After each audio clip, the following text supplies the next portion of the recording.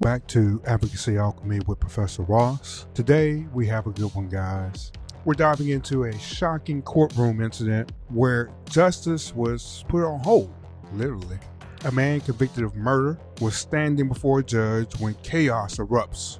The victim's family took matters into their own hands, jumping over the barriers and attacking him right in the courtroom. But what are the legal consequences of this emotional outburst? What charges do they now face? And how much time are they looking at? Let's break it all down. As proceedings kicked off in court Friday morning, things were going as usual. You can see the defendant Alex Ortiz standing at the podium with his attorney.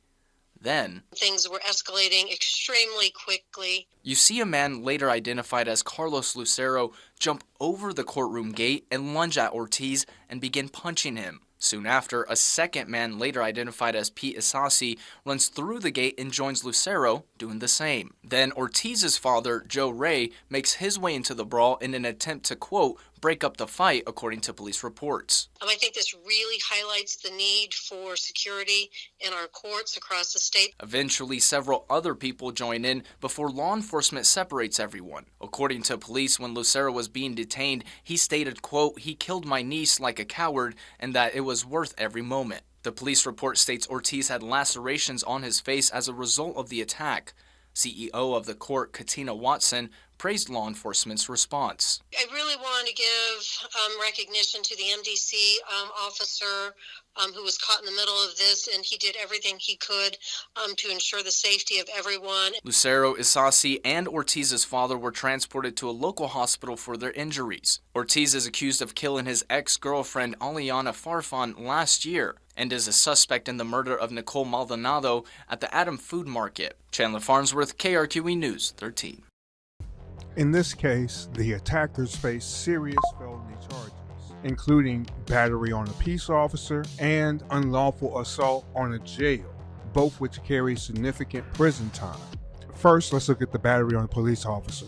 This is found at the New Mexico Statutes Annotated 30-22-24. This is defined as the unlawful, intentional touching or application of force to a police or peace officer while they're lawfully performing their duties in a rude, insolent, or angry manner. This charge applies because law enforcement officers got caught up in the middle of this fight, attempting to break it all up. The penalty? This is a fourth-degree felony punishable up to 18 months in prison, a fine of up to $5,000. Next, we have unlawful assault on a jail. This is found at 30-22-19.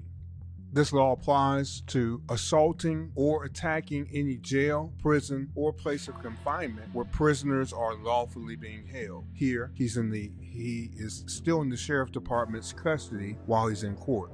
Because Alex Ortiz, that's the man who is being sentenced, was in custody during this attack, the courtroom setting qualifies under this law.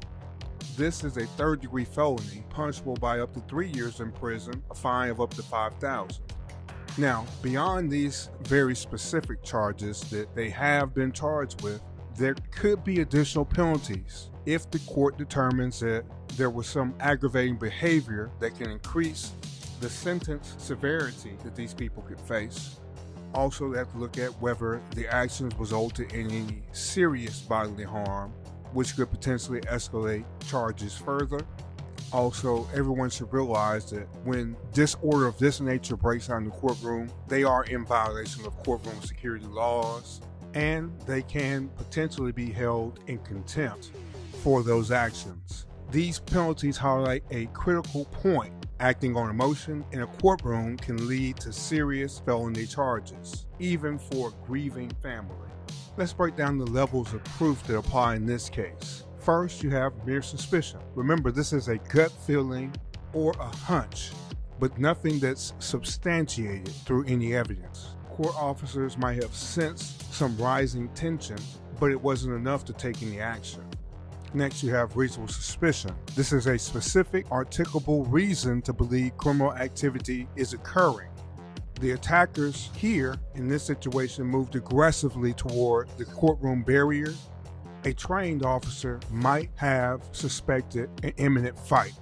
Number 3, probable cause. This is a reasonable belief supported by facts that a crime has been committed. The moment the family members jumped over the gate and threw the first punch, probable cause for battery and assault was clearly established. Number 4, preponderance of the evidence. This means more likely than not, about 51% of the evidence pointing to a claim being true.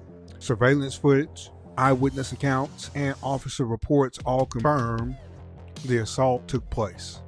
Next, you have clear and convincing evidence. This is highly probable evidence. It simply means that a person has about 75% of the evidence pointing to the claim being true. This is also used in civil cases, most of the time in cases like fraud or administrative hearings. Given that one of the attackers even stated it was worth every moment, there is overwhelming proof that their actions were intentional. Number 6, beyond a reasonable doubt.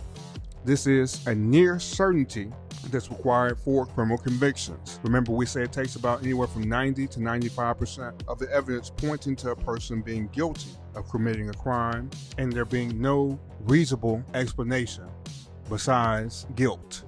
All right, with the video footage, multiple witness testimonies, and direct confessions, a jury will have little doubt that this attack was deliberate. Now, let's step into the shoes of the jury. If you were sitting in court, how would you feel about this case? Would you sympathize with the family for reacting in the heat of the moment? Would you focus strictly on the law, focusing and recognizing that emotions can't justify felony assault? What would you do? Let me know in the comments below, and let's start a conversation. This case is a powerful reminder that no matter how strong emotions run, the courtroom isn't the place for vigilante justice. If you ever find yourself in a situation where emotions are overwhelming, remember, reacting in anger can lead to prison. Let me know your thoughts in the comments. Remember, this is Advocacy Alchemy, and I am Professor Ross. I'll see you tomorrow. Have a good day.